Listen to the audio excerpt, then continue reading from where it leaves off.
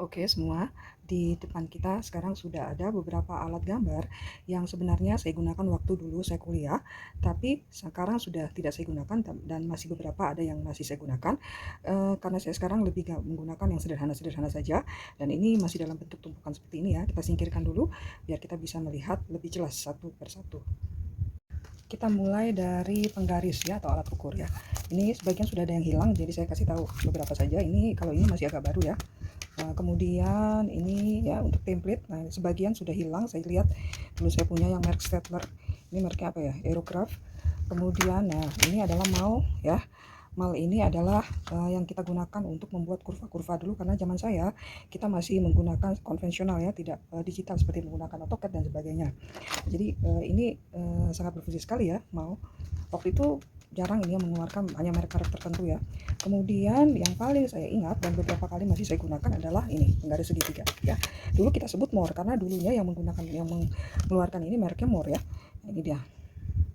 Kemudian ini, nah ini benar-benar yang saya gunakan waktu saya kuliah ya dari awal. Kemudian saya beli lagi yang ini karena memang kalau penggaris-penggaris kayak gini kelemahannya tuh ya kayak gini, angka-angkanya atau garisnya itu bisa pudar ya. Makanya sebelum kita menggaris biasanya bersihkan dulu penggaris kamu ya, usahakan tangan jangan keringetan gitu ya. Jadi pada saat kita menggambar itu media gambar atau kertas gambar kita tidak kotor, jadi penggaris harus dibersihkan dulu ya, dikasih tisu ya, dilap tisu. Nah itu penting. Nah ini yang lumayan agak baru ya. Nah kalau saya lebih senang menggambar seperti ini ya, kalau saya menggambar konvensional dengan tangan ya, dengan tangan saya akan gunakan penggaris seperti ini ya, karena buat saya lebih gampang mencari sudut tegaknya ya, sehingga garis itu tidak miring. Nah, tapi sekarang saya lebih suka menggambar freehand, jadi ini juga agak jarang saya gunakan. Kemudian ini ada penggaris skala ya, ini praktis sekali. Kalau sekarang 120 sudah ada jelas ukuran-ukurannya, bukan 120, saya koreksi 130, 1300. Kemudian ini ada 125, 1250 gitu ya. Nah, ini dia. Kalau kita bisa lihat di sini, nih ada yang mereknya, ada yang skala 110, 100 dan sebagainya. Jadi ini lumayan ya, kalau mau cepat bisa bantu kita dalam menggambar. Nah ini mengenai alat ukur atau penggaris ya. Nah ini belum semua karena sebagian nggak tahu kemana, jadi saya kasih lihat yang saya dapat aja. Selanjutnya adalah alat gambarnya ya, atau pennya.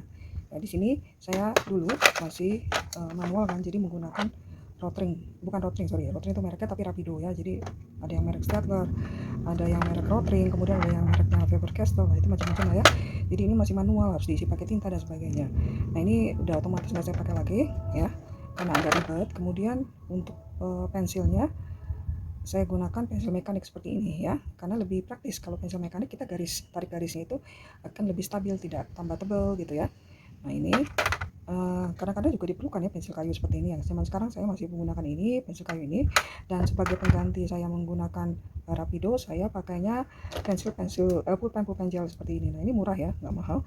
Jadi saya menggunakan pulpen gel seperti ini. Asal kamu tarikannya benar, tarikan garisnya benar, dan sudah tahu cara-cara menggarisnya, nah itu sebenarnya agak lebih mudah ya. Nah ini, kemudian ini adalah jangka ya, karena zaman dulu kita butuh jangka. Nah sebenarnya jangka punya fungsi yang hampir sama sih seperti yang saya jelasin tadi. Di sini ada pamal ya, pamal ini.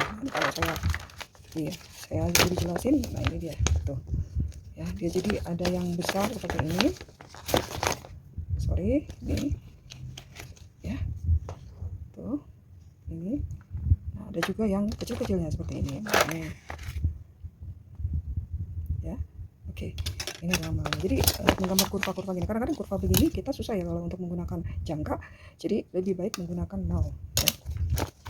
Oke, itu untuk yang pen. Nah sedangkan untuk coloring kita lanjutkan lagi. Untuk yang coloring ini, nah saya gunakan cat air ya. Nah, ini udah lama nih, saya baru ketemu lagi. Nah, ada beberapa merek yang bagus sebenarnya ya, saya no sponsor ya, tapi saya jelasin aja. Ada beberapa merek yang bagus seperti ini. Kemudian ini kuasnya, sekarang ada yang kuas yang lebih modern ya. Nah itu bisa juga dipakai. Nah, ini saya baru beli, saya coba, enak, bagus juga ini ya. Jadi lunak sehingga mudah aplikasinya digambar, dia lebih rata dan tidak ada tracingnya gitu. Yang ini sudah lama banget. Nah ini dia bukan yang watercolor ya, jadi agak keras. Nah saya rencananya mau cari yang watercolor atau cari yang memang lebih lunak dari situ. Nah ini juga yang murah ya, jadi dia nih sebenarnya kayak spidol begitu ya, tapi hasilnya tuh seperti water base atau kayak cat air gitu ya sapuannya, tapi memang tidak bisa seperti cat air benar ya. Jadi tetap ada ininya lah ya, pasti perbedaannya. Kemudian marker. Nah, sini saya juga pakainya yang murah, bukan yang merek Copic ya, yang seperti ini. Nah, ini cari aja warnanya macam-macam di sini. Kalau untuk mengetahui warna yang dengan dengan varian atau gradiasi tertentu ya, lihat nomornya ya. Nah, ini saya ada di sana banyak, tapi saya keluarkan dulu segini. Jadi kalau misalnya habis tinggal cari nomornya yang ini gitu ya. Kalau kita sudah convert dengan ini, karena dia banyak sekali variannya, tidak mungkin dikoleksi ya kecuali kita habis. Ini yang lebih murahnya ya, sama juga. Kemudian ini kalau saya jalan-jalan kemudian ke toko buku, saya lihat ini spidol sekarang banyak ya yang base-nya water, jadi seperti watercolor gitu ya. Nah, ini bisa juga dipakai. Nah, jadi kurang lebih seperti itu adalah alat gambar saya ya yang saya gunakan. Terima kasih karena telah menyaksikan, semoga bermanfaat. Nah, kalau mungkin ada waktu dan kesempatan dan saya pikir baik, saya akan menjelaskan sedikit teknik dalam menggambar untuk menggunakan pensil, terutama aplikasi apa perbedaannya antara kalau kita menggunakan pensil mekanik seperti ini dan juga pensil kayu seperti ini. Dan juga harus tahu bahwa pensil mekanik ini ada variannya ya. Ini yang biasa saya gunakan 0,5, tapi ada juga 0,3. Begitupun ini ya, pensil kayu ada 2B, HB, bahkan ada yang grafit gitu ya. Nah, grafit 2B, 7B segala macam, otomatis dia semakin tebal kan, ya kan. Nah, jadi dia semakin hitam. Nah, itu biasanya gunanya untuk arsiran atau renderingan ya. Tapi kalau untuk sketsa awal, sebaiknya saya menggunakan yang seperti ini nih ya. Kenapa? Karena otomatis dengan menggunakan pensil mekanik ya, itu garisnya tidak bertambah tebal atau statis ya. Tapi kalau kita menggunakan pensil kayu seperti ini kalau kita baru serut, dia baru lancip, nah itu otomatis garisnya tipis ya. Tapi semakin lama dipakai dia semakin tumpul, otomatis garisnya itu akan menebal ya. Dan hati-hati, kadang-kadang kalau kita tidak menggunakan penghapus yang bagus, yang kualitasnya bersih, itu hasil hapusannya juga kotor ya. Dan pada saat Anda masih sketsa atau draft, itu jangan tarik garis terlalu ditekan. Kenapa? Karena nanti bisa menimbulkan jejak atau tracing di kertas kita, itu otomatis satu kemungkinan yang gambar akan sobek, atau gambar kita itu akan kertas kita akan sobek atau kotor ya pada saat dihapus, karena sudah dan tracingannya itu tidak hilang. Walaupun misalnya bekas pensilnya hilang, tapi tracingannya itu bisa tidak hilang.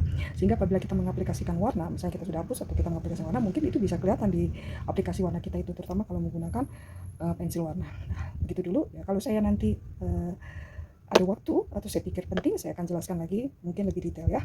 Terima kasih atas waktunya, semoga bermanfaat, Tuhan berkati.